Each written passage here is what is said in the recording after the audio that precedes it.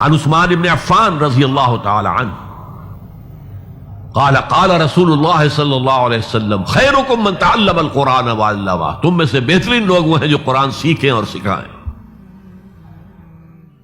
یہ حدیث بڑی عجیب ہے، یہ ترمذی میں بھی ہے اور دارمی میں ہے، اور اس کے راوی حضرت علی ہیں رضی اللہ تعالی عنہ۔ عن علی رضی اللہ عنہ قال، حضرت علی فرماتے ہیں انی سمعت رسول اللہ صلی اللہ علیہ وسلم یقول، میں نے سنا اللہ کے رسول صلی اللہ علیہ وسلم کو یہ کہتے ہوئے انہا ستکون فتنۃ، ان قریب ایک بہت بڑا فتنہ رونما ہوگا۔ حضرت علی فرماتے ہیں قلت، میں نے عرض کیا مل مخرج منہا یا رسول اللہ، اے اللہ کے رسول یہ فرمائیے اس فتنے سے بچنے کا، نکلنے کا راستہ کون سا ہوگا؟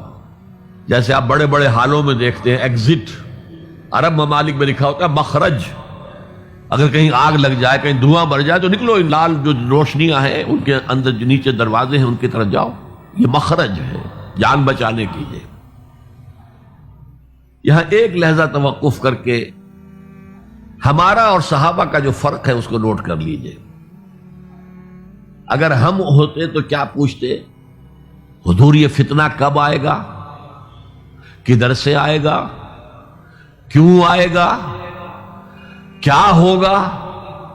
یہ سارے سوالات کرتے نا، جن کا عمل سے کوئی تعلق نہیں، معلومات ہے۔ حضرت علی نے کچھ نہیں پوچھا، بس آپ نے فرما دیا کہ بہت بڑا فتنہ ہوگا، تو بس ہمیں یہ بتائیے کہ اس سے نکلنے کا راستہ کیا ہے۔ اب سنیے حضور کی زبان سے قرآن مجید کی مدح۔ قال کتاب اللہ، فتنوں سے بچانے والی اللہ کی کتاب ہے۔ فیہ نبأ ما قبلکم، اس میں تم سے پہلے جو تھے ان کی بھی خبریں ہیں، قوم نوح اور قوم عاد اور قوم ثمود اور قوم مدین اور آل فرعون اور سدوم اور عمورہ کی بستیوں کے حالات ہیں کہ نہیں؟ وَخَبَرُ مَا بَعْدَكُمْ، اس میں تمہارے بعد جو آنے والے حالات ہیں وہ بھی درج ہیں، ذرا کھدائی کر کے نکالنا پڑتا ہے ورنہ حالات موجود ہیں۔ ایک اوپر کی چیز ہے، سامنے کی چیز ہے، ایک ذرا اندر سے کھدائی کر کے، لیکن یہ کہ حضور فرما رہے ہیں وَخَبَرُ مَا بَعْدَكُمْ وَحُكْمُ مَا بَيْنَكُمْ، اور جو بھی اختلافات تمہارے درمیان ہوں گے ان کا فیصلہ بھی اس کتاب میں موجود ہے۔ کاش کہ ہم اپنے مذہبی اختلافات کو رفع کرنے کے لیے قرآن کی طرف رجوع کریں، جو حبل اللہ ہے، وَاعْتَصِمُوا بِحَبْلِ اللَّهِ جَمِيعًا وَلَا تَفَرَّقُوا۔ تو فرمایا کتاب اللہ فیہ نبأ ما قبلکم وخبر ما بعدکم وحکم ما بینکم، هو الفصل لیس بالحزل، وہ فیصلہ کن کلام ہے، ایسے ہی یابہ گوئی نہیں ہے، یہ قرآن کی آیات ہے۔ انہ لقول فصل وما هو بالحزل، سورہ طارق کے اندر آیا، طارق میں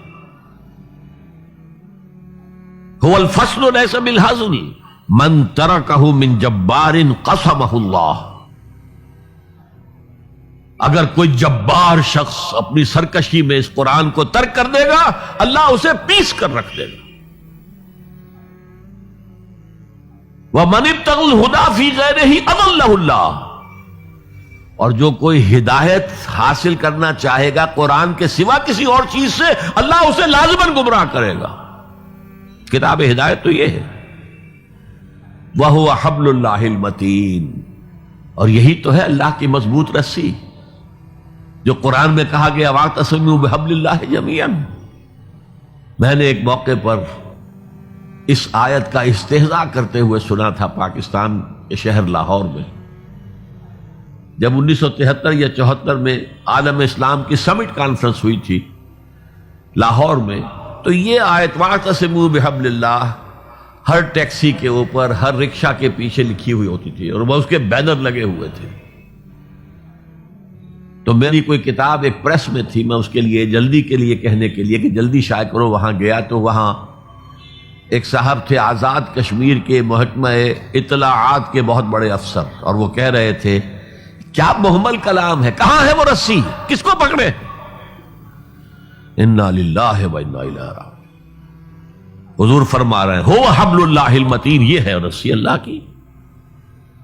ایک حدیث میں آتا ہے القرآن حبل اللہ الممدود من السماء الی الارض، یہ اللہ کی رسی ہے جو آسمان سے زمین تک تنی ہوئی ہے۔